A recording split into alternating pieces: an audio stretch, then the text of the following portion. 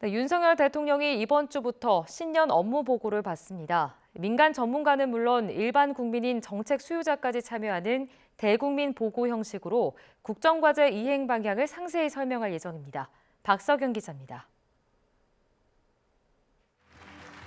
지난주 국정과제 점검회의에서 120대 국정과제 큰 그림을 소개한 데 이어 윤석열 대통령은 이번 주 국정과제 본격 이행을 위한 신년 업무 보고를 진행합니다.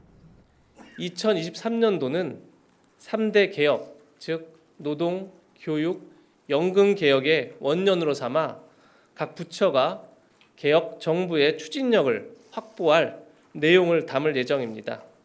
취임 후 두 번째인 이번 업무 보고는 부처별 1대1 독대 보고였던 지난 7월과 달리 대국민 보고 형식으로 바뀝니다. 장차관, 기관장은 물론 실국장, 실무급 과장까지 참석하고 민간 전문가나 각 부처에서 초청하는 정책 수요자, 즉 일반 국민도 참여합니다. 두세 개 부처를 묶어 공통 주제로 토론도 할 계획입니다.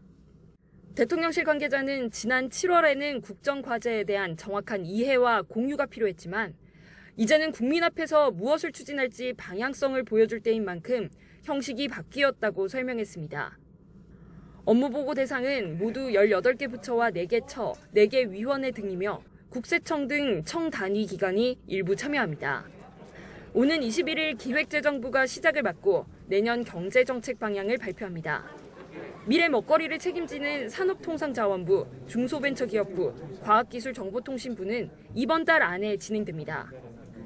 대통령실은 속도감 있는 업무 추진을 위해 1월 안에 업무 보고를 모두 마무리 짓겠다는 목표를 세웠습니다. 다만 문재인 정부 때 임명된 인사들이 기관장인 방송통신위원회나 국민권익위원회의 경우 서면 보고로 대신합니다. 대통령실 관계자는 정부 철학에 동의하지 않는 분들과 국정 방향을 논의하는 게 타당하지는 않다고 판단했다고 부연했습니다.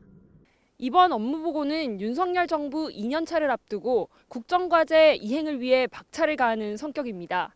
대통령실은 업무 보고가 마무리되는 내년 2월부터는 실질적인 성과를 내는 데 매진할 계획입니다. YTN 박석영입니다.